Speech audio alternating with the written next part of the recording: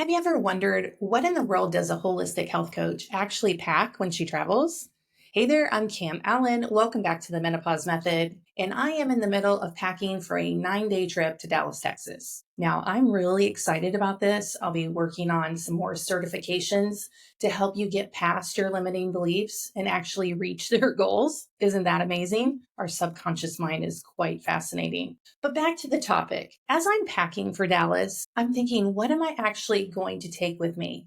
First of all, this is a longer trip than usual. Second of all, I'm not traveling with my husband or my family. I'm going by myself. I'm meeting 3 girlfriends in Dallas and we're sharing an Airbnb. I've only met one of them one time briefly in Virginia Beach at another conference. So I'm going to be out of my comfort zone, which means packing what I'm going to pack makes it even more important for me to keep my health goals on track and feel good in my body. So welcome to the Menopause Method. We're going to talk about what should you pack when you travel. Now, maybe you're not going to an educational conference. Maybe you're going to visit your kids, your adult kids, and maybe because you're a grandmother, you're going to see your grandkids. Whatever it may be, maybe it's a couple's trip. What do you put in your suitcase so you can feel amazing and still stay on track? Honestly, before, I don't know when it changed, but in the last 6 years, I decided not to give myself a hall pass when I travel. In the past, when I would travel, it was an excuse to eat like a jerk and drink like a fish and doesn't really matter. But what I've noticed 6 years into menopause is I don't bounce back like I used to.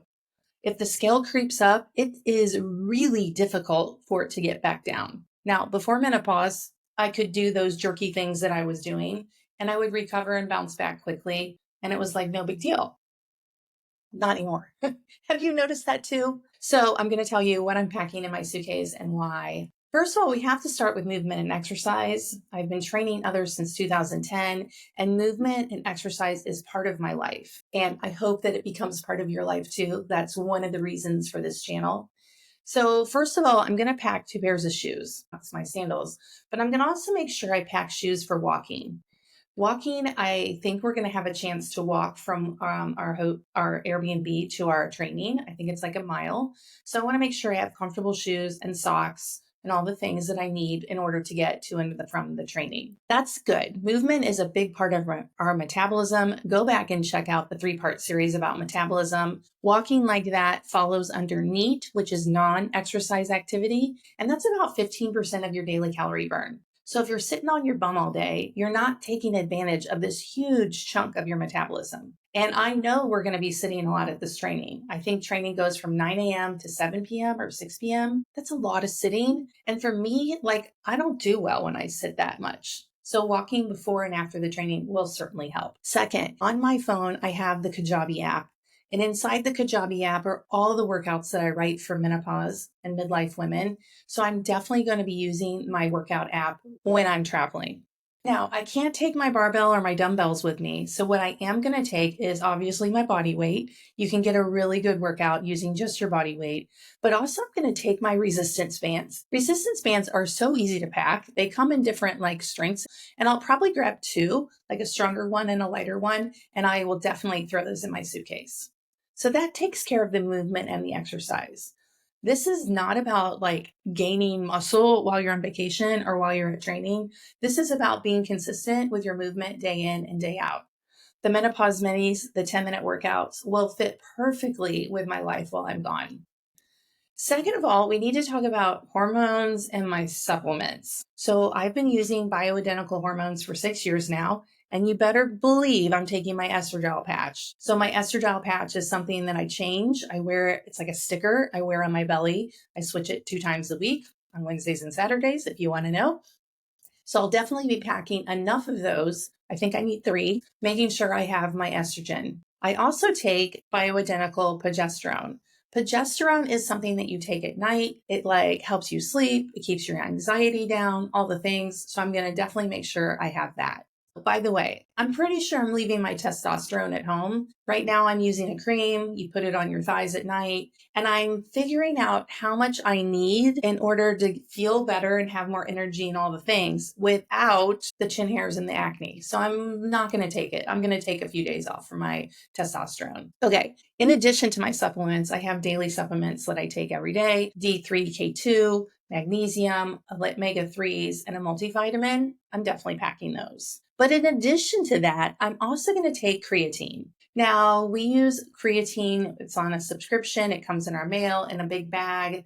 And I'm going to scoop out enough scoops and put it in a Ziploc bag to take with me. I can't tell you how many women have asked, have you ever gotten stopped taking white powder in a bag in the airport? And the answer is no, I haven't. So I am going to take enough collagen and a scoop to make sure I have collagen in my coffee in the morning. Now, collagen is not a complete protein, but it's pretty darn close. And I've only traveled one time in the last 6 years without my collagen, and it didn't go well for me. What I find is when I put collagen in my coffee in the morning, it starts my day off on the right track. I know I'm getting around 20 grams of protein. It keeps my blood sugar stable, and it really sets me on the right path in the right direction. The one trip I did not take my collagen with me. I'm like, I'll just wing it. It was probably 3 or 4 years ago. It was a train wreck. They only had pork products for breakfast, which I don't eat pork right now, and then pastries. Yeah, so what did I do? I ate a big fat muffin, and I was on a craving roller coaster all flippin' day. So I won't do that again. In addition, I like to add electrolytes to my water. So I'm going to be taking quite a few of the Element packets.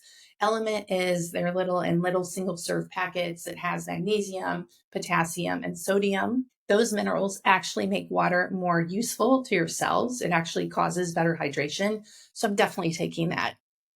And most recently, I'm back on my creatine kick. So I've already measured out as much creatine as I need, 5 grams a day times however many days I'm gone. And I put it in a little baggie. 5 grams is about a teaspoon. So I also took one of the teaspoons from the baking drawer and I'm taking that with me. So I'm traveling with 2 little white powders in the airport. Stay tuned. Hopefully I don't get pulled over. And maybe if they test it, maybe they'll laugh because it's just supplements. I think that covers what I'm taking as far as my hormones and my supplements. Those little things that I do really matter, and it helps me keep my nutrition and my hormones on track, which is really important. And the last category is like, I'm going to call it self care. One of the things I always take with me are my yoga toes. So, yoga toes are these silicone separators that hook around your toes and it keeps your toes nice and spread out. I'm not sure why, but when I travel, I'm really consistent at using them. At the end of the day, I'm in the bed and I'll put my yoga toes on and I'll do my evening routine. And it really helps spread out your toes. If you have seen any of my workout videos, I'm always barefoot.